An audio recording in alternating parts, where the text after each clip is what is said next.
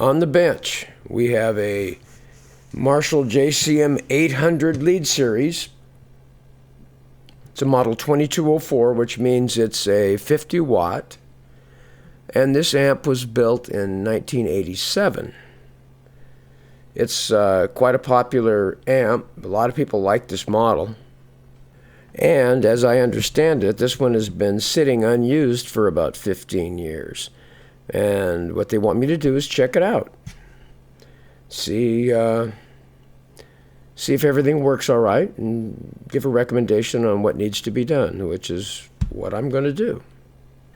Now, this amp does not have the bias drift issues that the JCM 2000 DSL had, which was my previous video. This one didn't have any such problems. So I pulled the chassis out, and we can take a closer look and see what we have. Take a look at the front control panel. Typical Marshall stuff, although they must have lost one of the knobs because they replaced that one next to it. You can see this one has a push-pull for the preamp. Now, that wasn't standard on this amp at all. This was a modification, and we'll get into that later. So the master volume knob is missing, so we'll get another one of those. So those are all the original transformers. So there's a sticker on this power transformer, Drake transformers. What that 3.88 means is it's 3 quid and 88 shillings. I have no idea what that means. It looks like a price tag. I don't even know what quids and shillings are. These can caps are all the same. There's 3 of them. And they're old. They're pushing 40 years old. We'll talk to the customer about replacing them at some point. A couple of EL34 output tubes. And the 3 preamp tubes, which are all 7025s or ECC 83s or 12AX7s, whatever you want to call them. 2 quid, 38 shillings. Anyway, serial number is W12273. When I looked that up, it indicated it was built in 1987.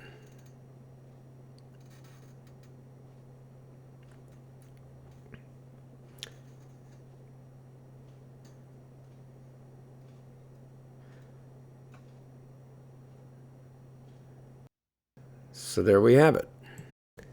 So let's take a look at the inside. Marshall built some nice amps back in those days. I mean, they're starting to use the PCBs here, you can see, with the preamp board and stuff, but they still did the point-to-point wiring on the tube sockets and the capacitors and all that. That one jack looks like it's leaning a bit, but it's probably okay. I don't like the plastic stuff that they use that much, but anyway. We got a little bit of an issue here. This was that push-pull that did not come with this amp. This was a modification somebody did, and then apparently they disconnected it. So we'll have to find out what the owner wants to do about that. So the wiring is very neat on these amps of this vintage, and they soldered all these switches in and stuff instead of using those damn crimp connectors. I don't like those. They loosen up. So you can see these preamp tubes are really loose. So I think that's going to be an issue. Well, we'll see. Output tubes seem very secure. Those are the type of belt and sockets that hold those tubes in really, really solid. So I think those are going to be okay, but the preamp tubes we may have to change. So I tried to tighten up the socket for the phase inverter, and one of the little pin grips just broke right off, and which meant that for sure that socket had to be replaced because it was no longer any good. So yeah, I'm going to replace all 3 of these, or I'm going to recommend to replace them. I don't know if the customer's going to want to do it or not, but It's a really good idea.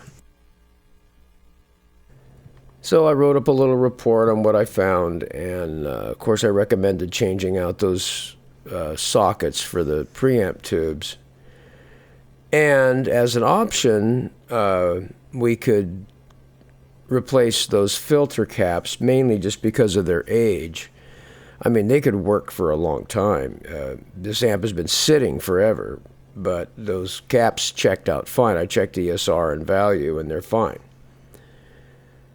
So as far as that push-pull switch, I gave him the option of changing out, replacing that volume pot with the original volume pot that was in this amp, or the replacement for it, or just removing those loose wires and leaving it like it is, which is functional.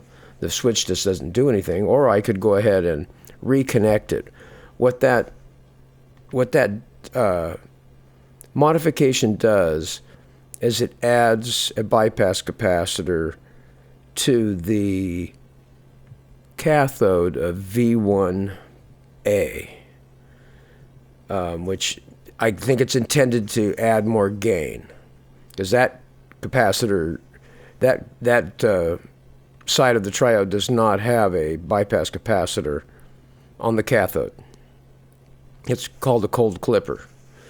So we'll see. I'll present the customer with all these issues and find out what they want to do, and I'll be back.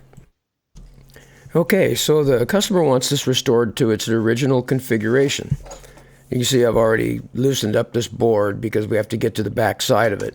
So we're going to take out that pot and replace it with the right style pot and value that would have been in there to begin with. And then we are going to change out those preamp sockets and those capacitors that are on the board for the bias circuit. We'll also be changing out those can caps. So I'm not going to show all of the handwork that goes into this, but I'm going to show some.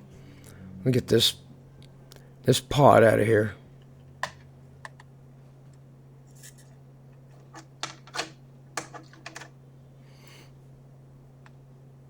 Make sure that cathode resistor is solidly connected in there. So we're going to end up having to turn this board over and use my solder sucker to get this pot out of there.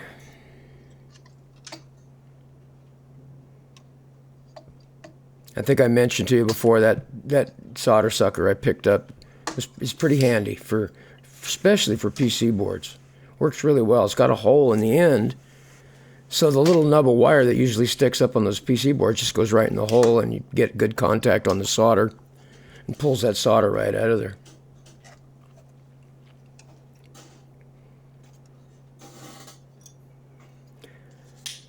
I learned some time ago not to force these connections loose, because you rip the pad.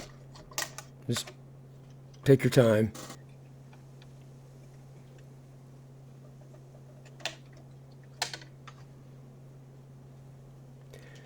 Get the original type pot soldered back in place.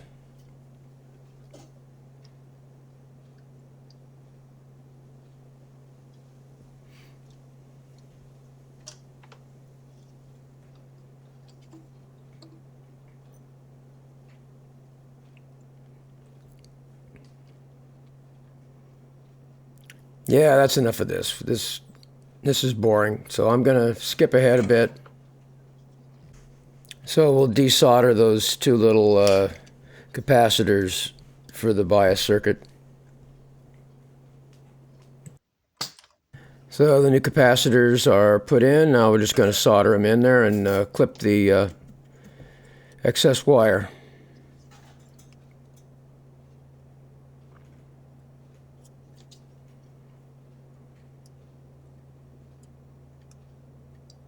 So we're done with the soldering on the board, so I'm going to go ahead and get it put back into place before we attack those tube sockets and capacitors.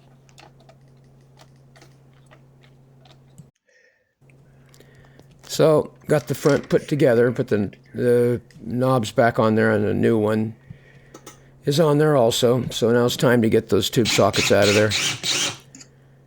And they're riveted in, so they have to be drilled out.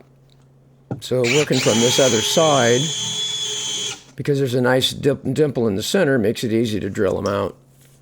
And once you get those drilled out, you've got them pretty well flush with the chassis. You just use a screwdriver or something, just pop the rest of the rivet right out of there.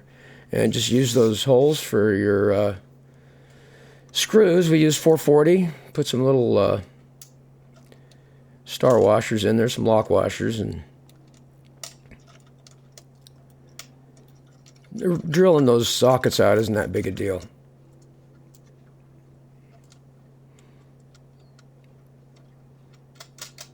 I'd like to use those lock washers on there just to make sure with the sockets coming loose. Crank them down pretty good with the nut driver.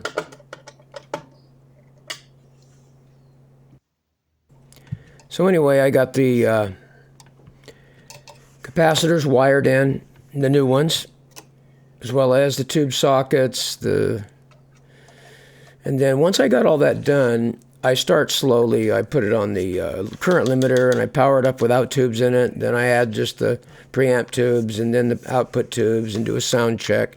Make sure there's no sparks when you turn the switch on.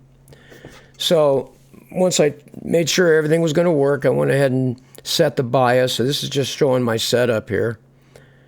I checked the plate current directly with those probes. And I think we ended up at about 36 milliamps and about 450. There's the adjustment for the bias. And you check as you make adjustments, you have to keep checking your voltage because it changes. So it biased just fine. And so now I'm going to plug it in. My guitar, I'm going to test it with, and there's a shop speaker. Sorry about all this movement. I'm trying to hold the camera and do all this at the same time, but anyway, yeah, it works fine. And by the way, that date stamp you see in the other upper left-hand corner, that's not accurate. It's an older camera that I never set the date on because every time you turn the camera off, you have to reset it. And I forgot to turn off the date stamp, so that's not the real date. So I did some more testing on it, cranked it up a bit, and played it for a while, and wanted to make sure everything was solid. So I think that's a wrap. So thanks for watching.